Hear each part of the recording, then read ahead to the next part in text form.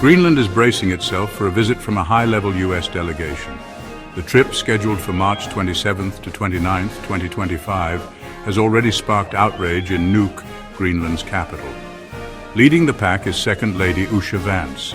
She's bringing along National Security Advisor Mike Waltz, Energy Secretary Chris Wright, and a whole entourage. 2 US military transport planes are already on the ground, along with 60 Danish police officers. They're here for security, of course, just a friendly visit between allies. Nothing to see here, folks. The delegation's itinerary includes a visit to the US military base at Thule. They'll also be checking out some historical sites and taking in the Avanata Kimusersu dog sled race. Sounds like a blast, right? Well, not everyone's thrilled. In fact, Greenland's Prime Minister is downright furious. Prime Minister Mute Egede has not minced words. He's calling the visit a provocation and a blatant display of power. Until recently, we could trust the Americans, J.D. stated. But that time is over. Ouch. It seems like someone in Washington forgot to send a thank you note for the last batch of Greenland cookies. J.D. sees this visit as part of a much larger, more aggressive US strategy. And he's not just worried about Greenland. He believes this has implications for the entire international community. It's like showing up to a neighbor's house unannounced with a moving truck and a team of lawyers. Not exactly the best way to win friends and influence people. The White House, however, insists this is all just a big misunderstanding. They claim the visit is purely about building on partnerships that respect Greenland's self-determination and advance economic cooperation, right? Because nothing says respect like sending 2 military planes and a small army of security personnel. Vance herself has tried to smooth things over. She insists the trip is simply to celebrate the long history of mutual respect and cooperation between the US and Greenland. But given the current climate, her words are ringing a little hollow. It's like bringing a fruit basket to someone you just ran over with your car. The gesture's nice, but the damage is done. Caught in the middle of this diplomatic frostbite is Denmark. Greenland, you see, is an autonomous territory of Denmark.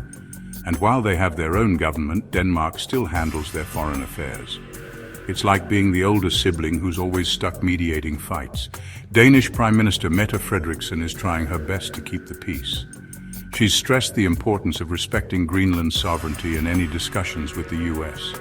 She's also pointedly mentioned that the US administration did receive invitations for these trips.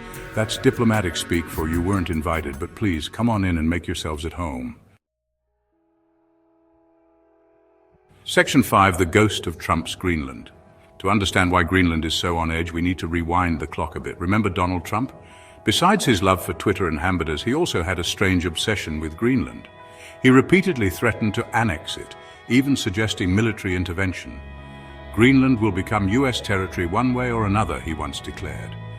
Trump's annexation threats, while widely ridiculed, left a bitter taste in the mouths of many Greenlanders. They saw it as a blatant disregard for their autonomy and a reminder of the power imbalance between them and the US.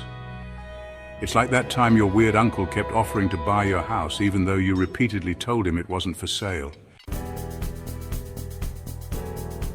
So why is everyone so interested in Greenland? Well, for starters, it's sitting on a treasure trove of natural resources. We're talking critical minerals like uranium, zinc, and rare earth elements, all essential for those fancy new technologies everyone's clamoring for. It's like finding out your attic is filled with first edition comic books. Then there's Greenland's strategic location. It sits smack dab in the middle of the Arctic, on the shortest route between Europe and North America. The US military base at Thule is a key part of their ballistic missile warning system. It's like having a beachfront property in the Hamptons, except instead of sand and sunshine, you have ice and polar bears. Despite the potential economic and strategic benefits, most Greenlanders aren't interested in becoming the 51st state. They value their independence and are wary of becoming pawns in a geopolitical chess game.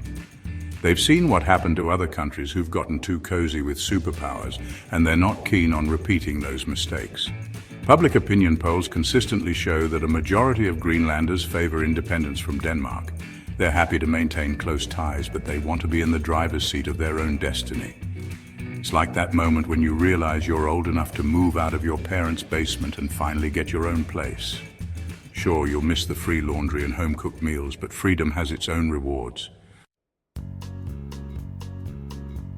The US delegation's visit has only served to highlight the growing tensions between Greenland, Denmark, and the United States. Greenland is caught in a delicate balancing act. They want to protect their autonomy and resources, while also maintaining good relationships with their powerful allies. It's like trying to juggle chainsaws while riding a unicycle on a tightrope. Not easy. The outcome of this diplomatic standoff remains to be seen. Will the US back down and respect Greenland's wishes? Or will they continue to push their own agenda, risking further alienating their Arctic neighbor? One thing's for sure. The future of Greenland is likely to be as unpredictable as the Arctic weather.